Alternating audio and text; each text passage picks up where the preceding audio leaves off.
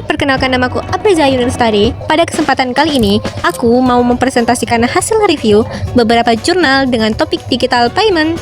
Jurnal pertama, implementasi pemanfaatan digital payment e-wallet pada kalangan Gen Z yang ditulis oleh Jumawan dan kawan-kawan pada tahun 2024. Masalahnya, pesatnya penggunaan e-wallet pada Gen Z belum diimbangi dengan pemahaman yang jelas mengenai dampaknya terhadap persepsi keamanan, kenyamanan, serta pola konsumsi dan gaya hidup. Rumusan masalahnya, bagaimana penggunaan e-wallet mempengaruhi perilaku dan gaya hidup Gen Z. Metode penelitiannya menggunakan metode kualitatif dengan pendekatan studi pustaka. Hasil penelitiannya, Gen Z menyukai e-wallet karena kemudahan, kecepatan, keamanan, dan promo, serta mempengaruhi pola konsumsi dan gaya hidup mereka. Tanggapan untuk penelitian ini jelas dan bermanfaat, namun masih terbatas karena menggunakan studi pustaka. Landasan teorinya ada e-wallet, Gen Z, persepsi keamanan, kenyamanan, serta perilaku konsumsi. Yang kedua, analisis perbandingan efektivitas sistem pembayaran KRIS dengan e-wallet konvensional yang ditulis Januar Tito Bagaskaro pada tahun 2025. Masalahnya ada dua sistem pembayaran digital di Indonesia, e-wallet dan KRIS. Belum diketahui secara jelas mana yang lebih efektif dilihat dari kecepatan, biaya, dan tingkat kepercayaan pengguna. Rumusan masalahnya bagaimana perbandingan efektivitas e-wallet dan KRIS dalam hal kecepatan transaksi, biaya, dan tingkat kepercayaan pengguna.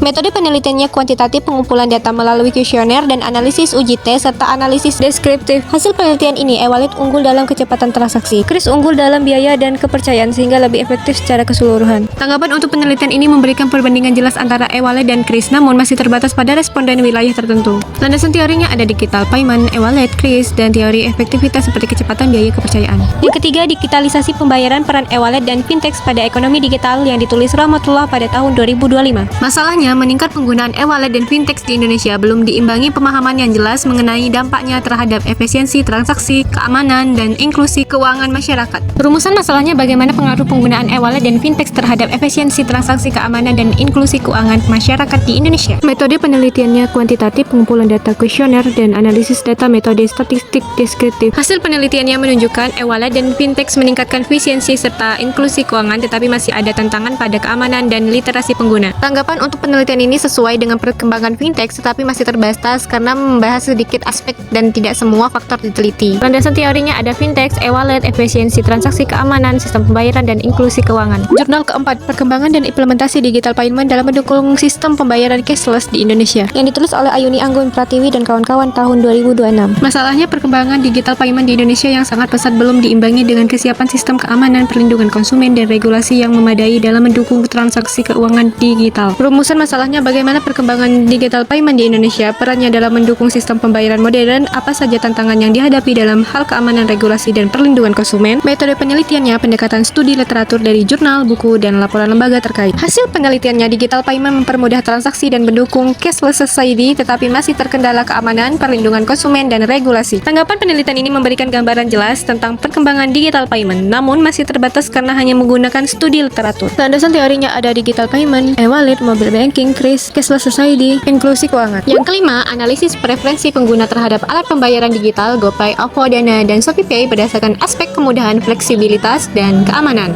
Ditulis oleh Zahratus Sifa dan kawan-kawan 2026. Masalahnya, meningkat penggunaan e-wallet seperti GoPay, OVO, Dana, dan ShopeePay menimbulkan perbedaan preferensi pengguna yang dipengaruhi oleh kemudahan, fleksibilitas, dan keamanan sehingga perlu dianalisis faktor-faktor yang mempengaruhi preferensi tersebut. Rumusan masalahnya, bagaimana preferensi pengguna terhadap e-wallet, GoPay, OVO, Dana, dan ShopeePay berdasarkan kemudahan pengguna, fleksibilitas layanan, dan keamanan. Metode penelitian ini kuantitatif, pengumpulan data kuesioner, skala Likert, analisis menggunakan statik deskriptif, uji validitas, uji rehabilitas. Hasil penelitian, OVO unggul pada kemudahan dan keamanan, GoPay pada fleksibilitas, Dana pada kemudahan namun keamanan terendah, ShopeePay berada di tingkat menengah. Tanggapan untuk penelitian ini sudah baik dalam menjelaskan perbedaan preferensi pengguna e-wallet, tetapi masih memiliki keterbatasan pada cangkupan responden dan variabel yang digunakan. Landasan teorinya ada e-wallet, preferensi konsumen, faktor kemudahan, fleksibilitas, dan keamanan. Nah, benang merah atau kesimpulan yang dapat aku ambil, pembayaran digital seperti e-wallet, KRIS, dan fintech semakin banyak digunakan karena memudahkan transaksi, tapi masih ada masalah seperti keamanan, aturan, dan perbedaan pilihan pengguna. Kelima jurnal ini masih saling berkaitan karena membahas topik yang sama, yaitu digital payment. Namun, masing-masing jurnal memiliki fokus yang berbeda seperti perilaku pengguna, perbandingan sistem, dampak ekonomi, hingga preferensi pengguna, sehingga saling melengkapi satu sama lain.